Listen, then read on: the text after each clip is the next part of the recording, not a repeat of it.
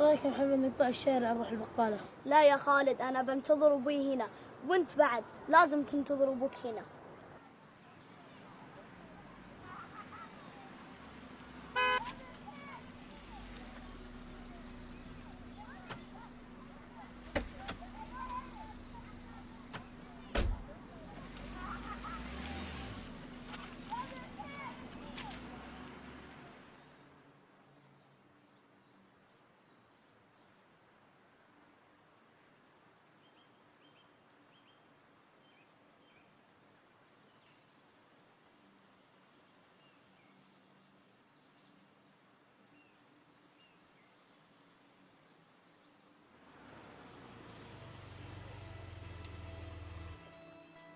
السلام عليكم.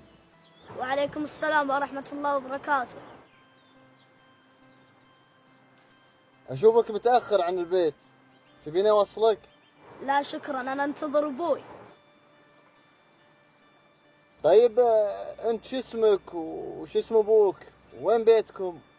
إذا تبي تعرف أبوي بيجي بعد شوي ويقول لك.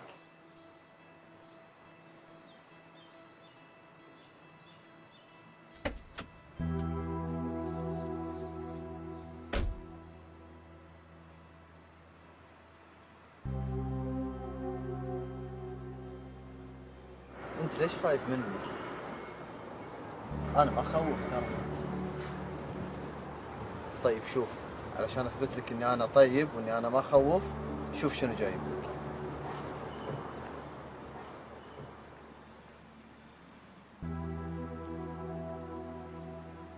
إيش رأيك؟ شكرا، أنا ما أخذ هدايا من أحد ما أعرفه. طيب شوف، عندي لك مقاطع في الجوال مرة راح تعجبك. شوف شوف.